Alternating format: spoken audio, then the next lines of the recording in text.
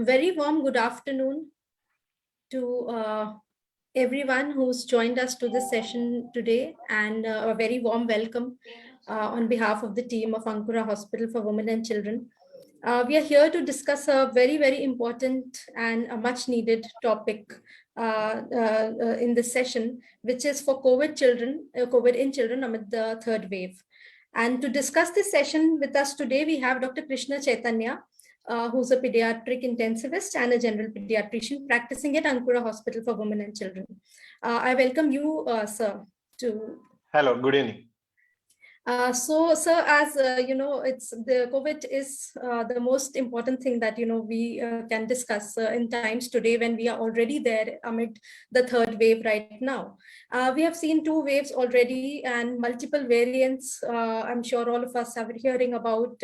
First, it started with coronavirus, then this variant, and so many scientific names that have popped up right now. The in name right now is Omicron, which everybody is talking about. So, sir, is third wave full of Omicron variant, or has it to do with anything else? Yeah, so starting with basically this coronavirus had started just at the ending of the 2019, and slowly it has progressed and conquered the entire 20 and 21, extending now. So basically throughout the period of years, there has been various mutations in the virus. It has going through its genetic change up. So whenever the mutation occurs, whenever the genetic makeup of that virus is changing, the nomenclature is changing. So what happens, what does the Omicron stands for? Previously, they called it as Delta variant. So now they are calling it a Omicron variant. So what is this Omicron? What was the Delta? So keeping it in simplified term, whenever that genomic genetic material is being changed due to mutation, they are having a particular nomenclature. So this Omicron is basically the 15th letter of the Greek. So Delta was the 4th letter like. So as per their nomenclature, this 15th letter Omicron, they are calling it as to be variant. Basically, it is 1.1.529. So their norm is Omicron. So how is this Omicron going to be different this time? So previously, when we had in the second wave, the lot of the cases were all Delta variant cases, which was a more virulent form, more severe, causing sick, even children starting to middle-aged people, older age people, whoever gets affected, the symptoms were a bit different and the severity was different.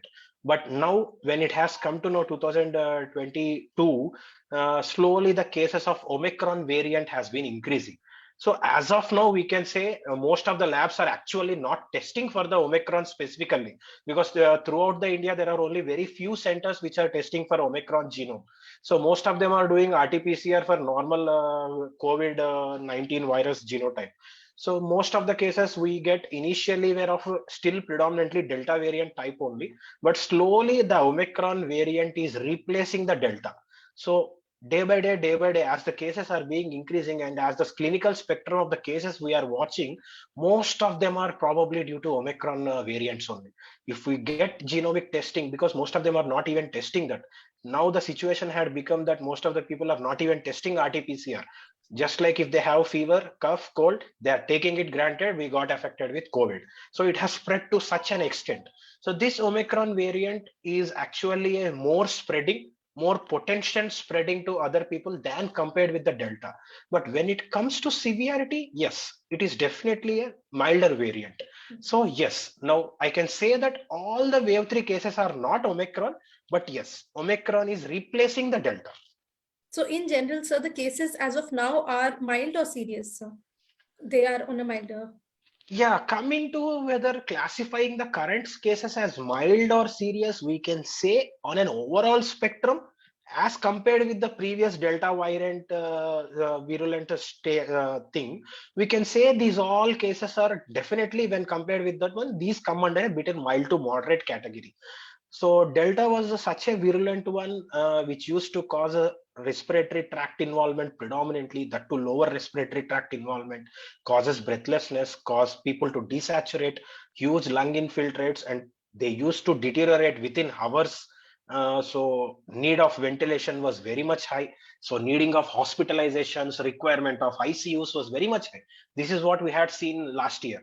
So when it comes to this year, so far in our center or various multiple centers, because we have been having discussing with various other intensivists from various other cities, what we are gathering inputs from other practitioners also, and we are receiving inputs from rural side and district side primary pediatricians also. So what all the input what we are getting is predominantly the cases are turning to be milder. The requirement of hospitalization is less and requirement of ICU is even less. So this is all going to be like common flu-like symptoms: cough, cold, fever, headache, and it is lasting for some 48 to 72 hours, and later they are recovering back most of the times. So this is definitely a milder variant, but it should not to be mistaken and taken at a loose. Okay, this is going to be mild, so no need of mask, and I'm not going to take serious, I will roam everywhere. So people should not take it at an advantage. So for that reason, we need to be cautious. And yes, there are even requirement of ICU beds, and there are even severe cases. People from hospitals with Mumbai and Delhi tertiary centers have reported cases who were requiring ventilation also. So yes, severity is there, but definitely we can say when compared with the previous versions, it is definitely a milder version. Right. And one more thing which we can say as pediatricians, children are such a different sector of population when compared with adults. Adults usually have less regenerative capacity of epithelium, whereas children have rapid regeneration of epithelium. So even if the respiratory tract is going to be affected, the rate of recovery is going to be faster and speed in pediatrics as compared with the adults. So definitely we need to be a little better hope than compared with the previous year. Right. So, but as you said that there are still, there is still need of some individuals who are getting affected with coronavirus. You never know who's the one who will be needing, ICU bed or Yes. get a more severe disease. So in that Yes. case, are there any preventive specific measures that the parents should know and they can take to protect their Yes. children in Yes, this scenario? definitely. Because the major role has to be played by parents here. Because pediatricians comes next. Always the first role is going to be the parents, because most of the time children do spend with parents. So prevention of COVID infection in children starts from the prevention of its infection in the parents. Because once parents get infected and they stay in the same home, they roam in the same house, they move close to their children, obviously they expose their children to that virus and they get affected. So if we want to prevent COVID infection in children, because they are unvaccinated population, because adults and old age people had, most of them had got vaccinated, and even 50% of them are even receiving booster dose also now. Healthcare workers and more than 60 years age people, government is giving booster dose, and most of them are ready to take. So they have at least a part of protection, part of immunity. But the vulnerable population is pediatric population. The vulnerable age group is pediatric age group. So if we want to protect this age group, first thing is these people have to be cautious.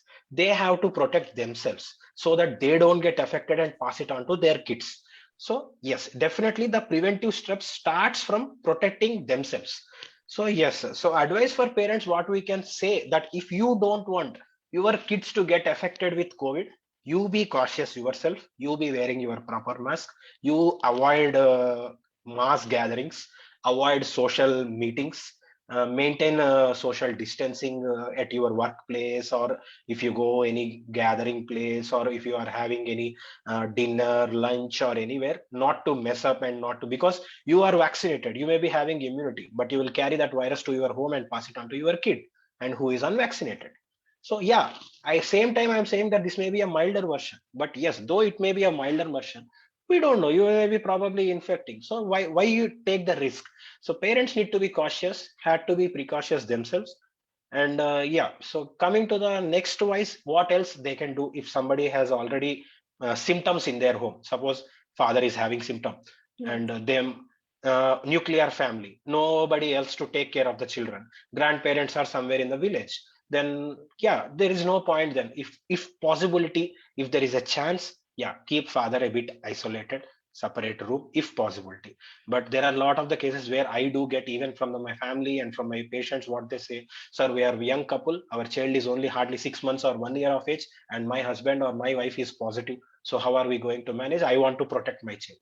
and it is a nuclear family, nobody else to take care. So what all we can say, just wear up your mask, preferably N95 mask, and yeah, you can interact with your children, because when they themselves are locked up with no options, they neither can't to go to grandparents house, nor nobody else is coming to help, being nuclear, and they have office work. So we can't sell them. So what all we can say, okay, don't panic, because always we have to boost up their morale. So yeah, this is going to be a milder variant, don't panic. Yeah, even if your husband or wife is positive, just ask him to wear up a N95 mask, stay up in a separate room. Yeah, if the child is very small, if the mother wants to feed, yeah, if it is a feeding child, okay, don't panic, because feeding is always better. So ask her to wear an N95 mask and she can continue feeding. And after that, she can keep the baby a bit separate, even though she can keep watching distant from the distance. Or if she wants to change the nappy or clothes, anything, better, always maximum time we will ask her to wear the N95 mask. If the father is involved, yeah, ask him to let the child, yeah, if the child is a bit older child, he likes playing, he likes things going and talking with the parent, he doesn't eat food unless his father feeds him. There are certain kids who are pampered and this way. So yeah, we can also tell them that, yeah, okay, you wear up the mask, take your proper precaution, do proper hand wash. Yeah, you can let the child also wear the mask, preferably if he's an older child, at least a cloth mask or whatever, or three-layered mask, whatever it is. Then yeah, let him interact. Later afterwards, change the clothes, wash hands. Basic safety things we need to explain them. So because other than that, we can't completely like avoid them or take it away. These things are not recommended anywhere now. Right. So, and preventive steps, yeah, these are Yes. the things what they can do. Right. But now, sir, the latest thing is vaccination in children also, which fortunately has been approved, and Yes, one of the companies has started vaccinating children, yes, yes, older children. So, yes, but still, most of the parents would be having this doubt in their mind as to yes, COVID is a big yes, infection that has for 2 years. We all have been panicking. yes, Is it yes, safe to get their children vaccinated? yes.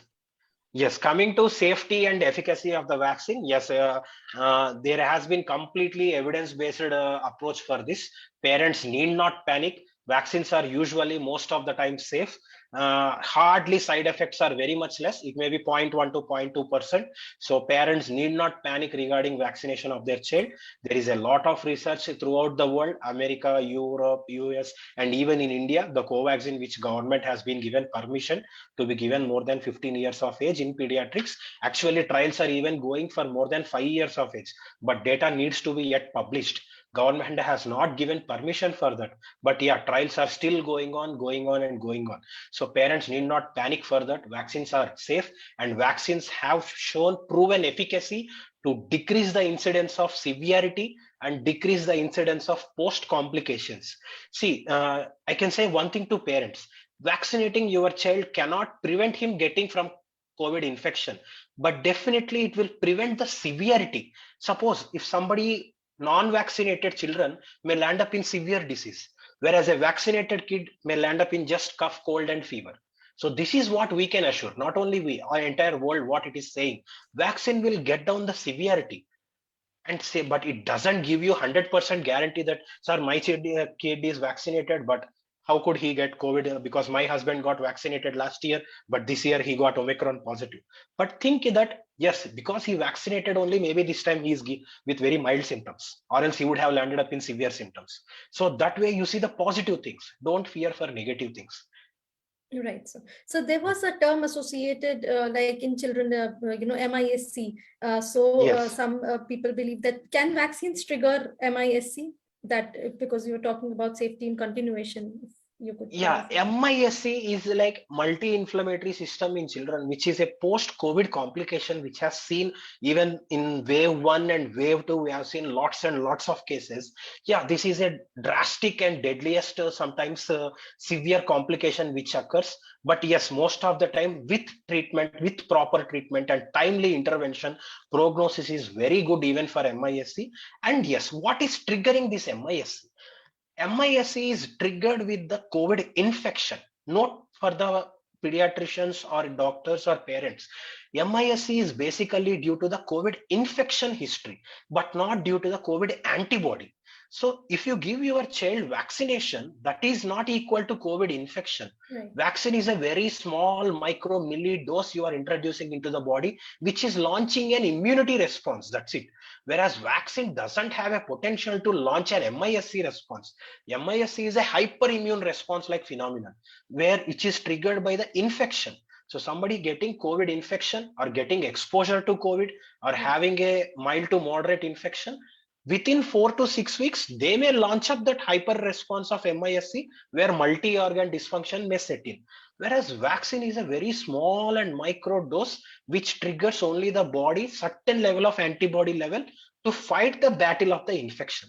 But getting an MISC with vaccine is nowhere reported and is not going to happen. In fact, actually, there are Western literature where they reported vaccination in pediatrics is going to get down the incidence of MISC. So definitely no need to fear for that.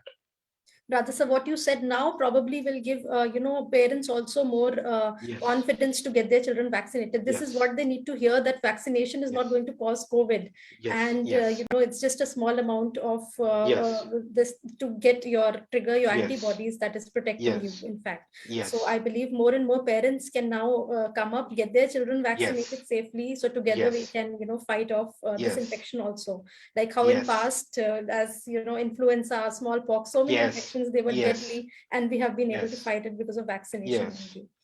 Thank you so much, sir. It was very, very informative, and I'm sure many parents would have benefited, and they would be more confident with vaccinations, and they'll be able to take care of, protecting their children well.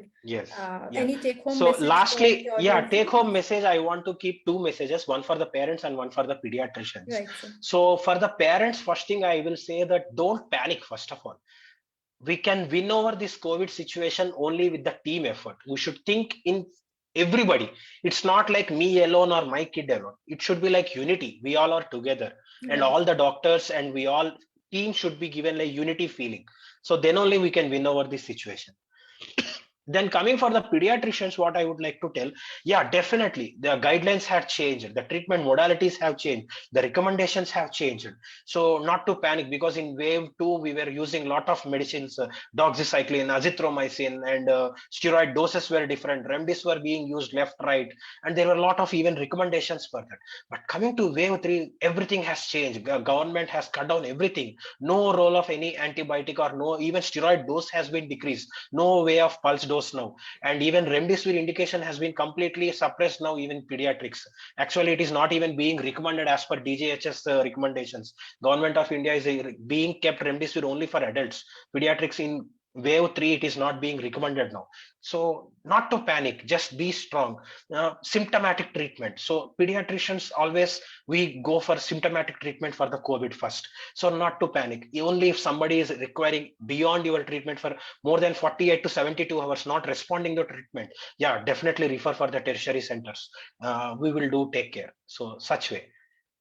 Right. Thank you so much, sir. And as you said, together, I hope we all will be able to win over this pandemic soon. Till then, Ankura Hospital for Women and Children, on behalf of the entire team, I wish every parent watching this the best of health, and take care of your children. And we as a team are always there. But primary, it's all of us who can together conquer the current pandemic situation. Thank you so much for your time, sir. And thank you, Team Ankura, for hosting this session. Thank you.